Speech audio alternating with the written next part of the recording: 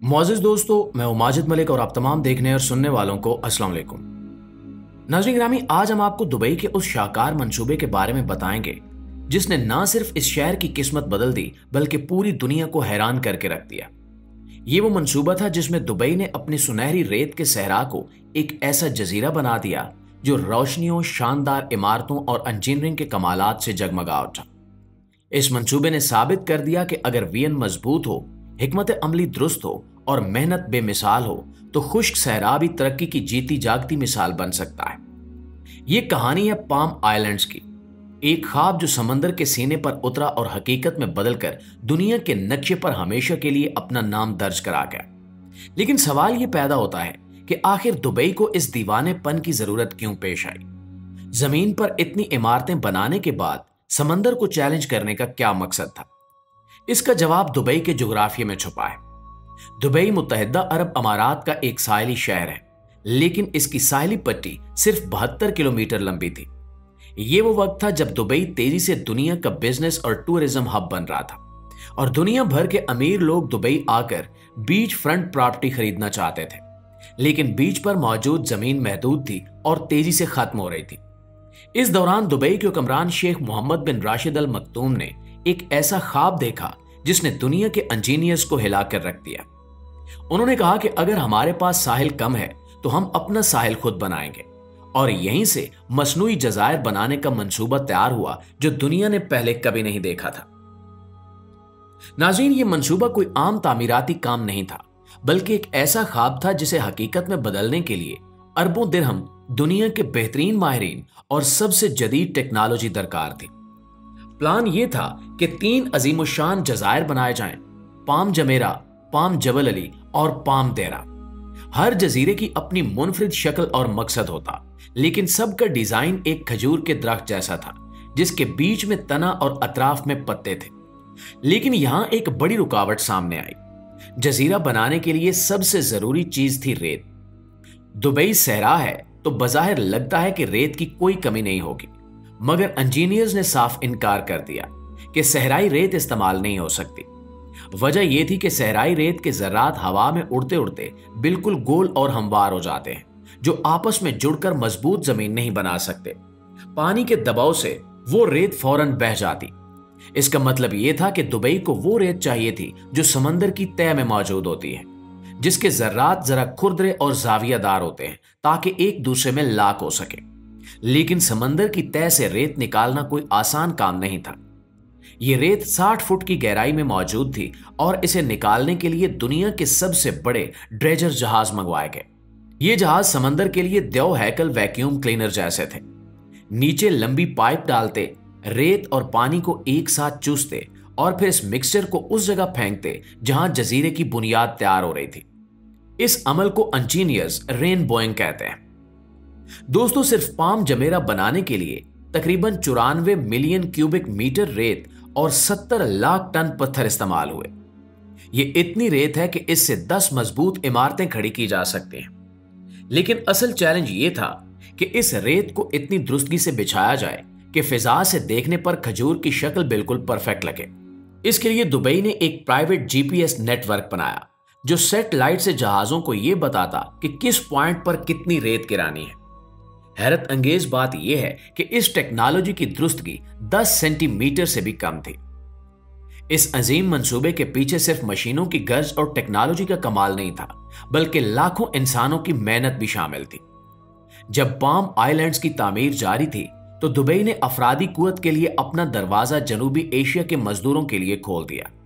भारत, पाकिस्तान और बांग्लादेश से हजारों नहीं बल्कि लाखों मजदूर दुबई पहुंचे। ये वो लोग थे जो 50 डिग्री की झुलसती धूप में दिन रात काम करते, अपने जिस्म का पसीना और खून इस रेत में मिला देते ताकि ये ख्वाब हकीकत बन सके। न छांव का आराम, न ठंडे पानी की सहूलत, सख्त गर्मी, धूल और मशीनों का शोर। ये वो गुमनाम हीरो हैं जिनके बगैर शायद ये मंसूबा सिर्फ कागजों में रह जाता। आज पाम जमेरा सिर्फ दुबई की पहचान नहीं है, बल्कि एक स्टेटस सिंबल है। बॉलीवुड के किंग शाहरुख खान से लेकर बड़े भारतीय बिजनेसमैन तक कई नामवर शख्सियात ने यहां प्रॉपर्टी खरीद रखी है। हर साल लाखों भारतीय सयाह दुबई आते हैं और पाम जमेरा को देखना अपनी फहरिस्त में सबसे ऊपर रखते हैं। लेकिन दोस्तों, जैसा कि हर कामयाबी की एक कीमत होती है और पाम आइलैंड्स की कीमत सिर्फ पैसों में नहीं बल्कि फितरत के नुकसान में भी अदा हुई। जब समंदर की तह से लाखों टन रेत निकाली गई तो वहां पूरे माहौलियाती निजाम को शदीद नुकसान पहुंचा। ये वो जगह हैं जहां कभी नायाब कोरल रीफ्स मौजूद थी, जो रंग बिरंगी मछलियों और दीगर समुद्री जानदारों का घर थी। सब मिट्टी और पत्थरों के नीचे दब गए। अंदाजा लगाइए कि सिर्फ इस मंसूबे की वजह से दुबई के इर्द गिर्द तकरीबन 60 से 70% कोरल रीफ्स तबाह हो गए। फिर पाम के मुनफरिद डिजाइन ने एक और मसला पैदा कर दिया। खजूर के पत्तों जैसे ढांचे के दरमियान समुद्री पानी का बहाव कुदरती तरीके से नहीं हो पाता, जिसकी वजह से पानी में ऑक्सीजन की कमी हो जाती है। इस जमूदजदा पानी में काई जम जाती है, बदबू पैदा होती है और बाकी मादा समुद्री हयात के लिए हालात मजीद खराब हो जाते हैं। इसके साथ साथ समंदर के कुदरती बहाव में रुकावट आने से दुबई के असल साहिल पर कटाव बढ़ गया है। यानी वो साहिल जिस पर कभी लहरें खुशी से आती थीं, अब आहिस्ता आहिस्ता घिस रहे हैं। ये सब इस बात का सबूत है कि कुदरत के साथ छेड़छाड़ हमेशा अपने असरात जरूर छोड़ती है। इसके अलावा दुबई ने शुरू में 3 पाम आइलैंड्स का मंसूबा बनाया था, पाम जमेरा, पाम जबल अली और पाम देरा। लेकिन हकीकत यह है कि इनमें से सिर्फ पाम जमेरा ही मुकम्मल हो सका, बाकी दोनों कहानियां मुख्तलिफ निकली। पाम जबल अली पर काम तो शुरू हुआ, मगर 2008 के आलमी मालियाती बहरान ने दुबई की मईशत को हिलाकर रख दिया। रियल स्टेट मार्केट क्रैश कर गई, सरमायाकार पीछे हट गए और तामीर का सिलसिला रुक गया। आज भी पाम जबल अली समंदर में एक अधूरा ढांचा बनकर खड़ा है, जैसे कोई ख्वाब आधे रास्ते में टूट कर रह गया हो। पाम देरा का अंजाम भी ऐसा ही हुआ। इसे बाद में नए डिजाइन के साथ देरा आइलैंड्स के नाम से एक अलग प्रोजेक्ट में बदल दिया गया। और यह हकीकत हमें बताती है कि चाहे मंसूबा कितना ही बड़ा क्यों ना हो, वक्त और हालात इंसान के सबसे बड़े इम्तिहान होते हैं। ख्वाब जितने बड़े हों, उन्हें हकीकत बनाने के लिए सिर्फ पैसा और टेक्नोलॉजी नहीं बल्कि किस्मत का साथ भी जरूरी होता है। प्यारे दोस्तों, एक तरफ पाम आइलैंड्स ने दुबई को दुनिया के नक्शे पर एक ऐसी पहचान दी जो हमेशा याद रखी जाएगी। सयाहत बढ़ी, दुनिया के अमीर तरीन लोग यहां जायदादें लेने लगे और दुबई की मईशत को एक नई जान मिल गई। दूसरी तरफ इस मंसूबे ने हमें यह सबक भी दिया कि तरक्की और माहौल के दरमियान तवाजुन कायम रखना कितना जरूरी है। सवाल यह है कि क्या मुस्तकबिल में भी ऐसे अजीम मंसूबे बनाने चाहिए जहां इंसान अपनी ख्वाहिशात के लिए समंदर का सीना चीर दे, जमीन का नक्शा बदल दे और फितरत के कुदरती निजाम में मदाखलत करे? क्या यह तरक्की है या फितरत के लिए एक खामोश खतरा? दुबई के पाम आइलैंड्स ने बिलाशुबा दुनिया को हैरान कर दिया, सियाहत को अरूज पर पहुंचा दिया और मईशत को नई जान दे दी।